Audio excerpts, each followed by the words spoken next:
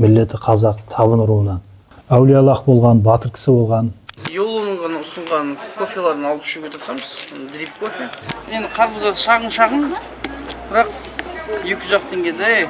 Біз мынандай көп қуамыз ғой, бұның барлығы незаконно бізде. Кезінде баяғында десеңдер қуанатқа кетеді.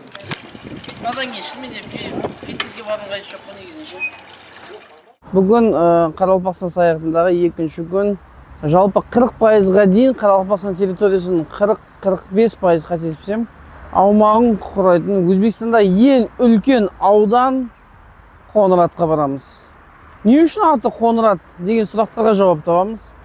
Қолдан келгенше сол жерде максимально қызықты деген жерлерге барып сізбен бөлісетін боламыз. Бірінші бисмилла деп жаңа зираттан бастайықшы сонда. Кеттік оны. Дауд атаға барайық. Дауд атамыз білмейтін адамның өзі жоқ. Дауд атаның мазарына келе жатырмық қазір. Қазақ батыры Асауұлы Дәуіт деген. Бұл кісіміз 1700-1800 жылдар жасап өткен. Миллеті қазақ табын руынан. Елді, халықтың ғаресіздігі үшін қазақша не алды? Егеменділігі үшін күресіп өткен аталарымыздан бірі. Бұл кісінің атасы, одан үлкен атасы батыр кісілер болып өткен. Естігендеріңіз бар шығар, Барақ батыр деген, Асау батыр деген. Қазір Бейнеу жақта ғой қабірлері. Соның Барақ батырдың немересі Асау батырдың баласы бұл кісі. 1700-1800 жылдар жасап өткен. Бұл Рус империясы білен қайта өзінің қауымын азаттыққа алып шығайын деп күресіп өткен. Осы дөгерегінде жатқан ескі қабірлердің бәрі осы атаның қауымы. Бір қауымның биі болғанда, біздердің тіл білен айтқанда хакім деп білінеді. Ол уақытта би делінген ғой. Әулиялық болған, батыр кісі болған. Енді рауаятларда келуінше бір өзі 100 әскерге де күш жететін батыр кісі болғанда. Өзінің қауымын Рус империясынан алып шығып өселерге алып келеді. Өселерге алып келіп Хива хандығына жер сорап, осы Хива хандығына тиесілі жер болады екен, Хива хандығының шекарасы болады екен. Осы жерде өзінің қауымы білен Рус империясына бағынбай азаттықты жасап өтеді. Достар, міне қазір біз Дауд атаның жерленген жеріне келдік, тарихын естідік, толығырақ ақпарат сіздермен бөлісетін боламыз. Дұға етіп, Құран бағыштап келе жатырмық. Шынымен де былай айтқанда 90 жылдық өмірінде өте үлкен бір тарихи дүние жасаған. Табын елі оны жақсы біледі. Осы жерде келіп қазір жерленген, және сол кезде құлпытастарының оригиналдары да бар. Егер келіп көрем десеңіздер, мен ойымша көруге тұратын дүние. Қайталап айтайын, Қоңырат ауданы, қаласы дейміз ба, Өзбекстандағы ең үлкен аудан, және қазіргі Қарақалпақстанның 48-49% жерін құрайды. Осыдан кейін жары қарай Қазақстан территория басталады. Почти 5-6 сағаттық жол бар, одан кейін уже Қазақстан басталады. Қарап отырық, мына жерде қазір қарап отырсаңыздар, кезінде шынымен де мына жерде су болғанда, енді географияны пәндерін жақсы зерттегендер білетін шығар. Көрініп тұр, жиегіне жағаға дейін келген, қазір судың бәрі тартылған, ең биік жерде осындай мазар орналастырған екен. Дұғаларымыз қабыл болсын. Алла разы болсын негізінде. Дауд атаға келдік, ешкім танымаймыз, бірақ осылай тәбәрік жасауда. Атаның үстіне жауылып тұрған ақ мата теберікіне, мына үйде балдардың несіне бесіктерге не қылып қойсаңыз. Иншалла, Алла разы болсын.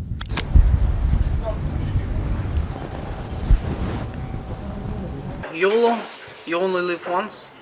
Бірақ өмір сүреміз дейді, сол үшін сапалы өмір сүру керек та. Біз Yolunun ғана ұсынған кофеларын алып ішуге тырысамыз, дрип кофе. Мынау енді апыда жағаға по-серьезному.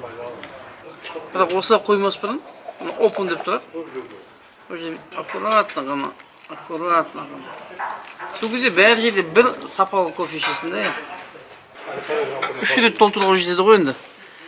Бірақ енді слишком крепкий болады. Осылай сіңген күтеміз. Содан кейін бастан тебет.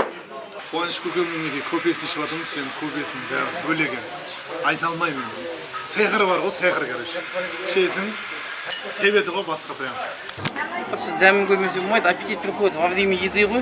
И біз жүріп баратып, ас қойып үшін. Енді қарбыздар шағын, бірақ 200 теңгеде. Сен ойлашы 200 теңгеге бір банан аласың ғой. Өзбекстан халқының қонақжайлығына бір риза болатыным.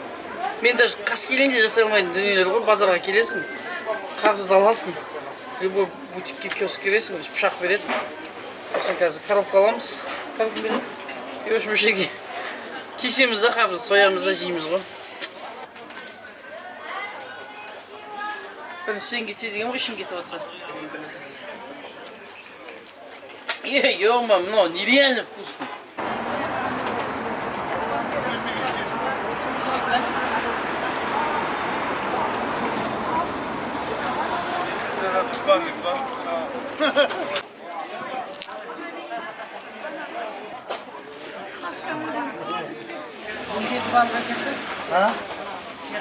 Қаншадан екен балықтар?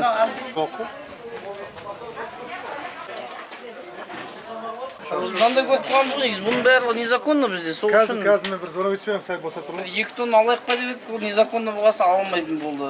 Болды. Мынандай бір шай форматында болды, ұлтақ.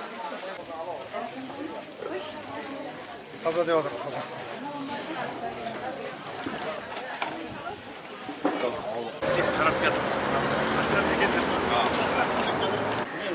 Насыбай алмасақтан семечке алайық енді. Почти oldu. Kulağımı sallam. Özbek mi İspanya? Yok. Ят болып, жаңа рәт болып деп қоясың ғой, азан қыласың осылай. Мен алдансам алданайын, бірақ сендер болашақта алданбаңдар. Келсеңде байқаңдар дейсің, қуанақта кетесің. Надан кейін шынымен фитнеске барудың қажеті жоқ қой негізінше. Міне достар, осымен біздің Қоңырат саяхатымыз тамам болды. Асылбек бабамызға және оның оқырмандарына сіздерге от души рахмет. Осында бір жеке себепкер болдыңыздар. Келдік, көрдік. Асекен, мүмкіндік пайдаланып бір кішігірім сәлемдеме айтып жүріңіздер. Иә. Алдымен ассалаумағалейкум дейміз. Мына бізден Қарақалпақстаннан көшіп кеткен сол Алматыда, Қаскелеңде, Шымалғанда, Куляшиде тұратын жігіттерге айрықша сәлемдер. Өздеріміздің атымыздан. Қолымыздан келгенше меймандостығымызды қалдық. Анаяқа, мынаяқа апар деген жерге. Кіші жүзден батыр шыққан сол Дауыт атаның неде зираттадық. Қойымшылықтарын одан басқа да Төлеген Айберген бойынша азғыдай ақпараттар алды. Сонымен базарларды көрсеттік. Базардың, ауылдың өзгерістері бар енді. Бар. Әлі де 2030-да кел деп жатырмын бұл Қоңырат қалмай қаласында.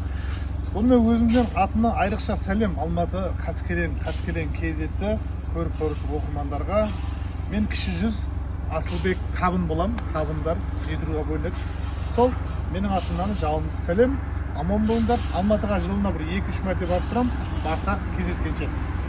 Жақсы. Өке? Барса. Қаскелеңде күтеміз үшін. Қаскелеңде құда қаласа көрсеміз. Біздің Баука деген досымыз бар. Оған да айрықша дұғай сәлемдер. Ажыға сені сағым деп Қуаншылаевқа жазып жіберсеңіз болады. Мерге аккаунтты тастап кетемін. Ал, кіріп көреміз. Әмде подписка басып қоямыз. Лайк. Қазақша мен Қарақалпақша кетеді ғой бізде. Еш елестемейсіздер. Ал көке давай. Давай, салам алейкум. Жақсы күнде көріскенше.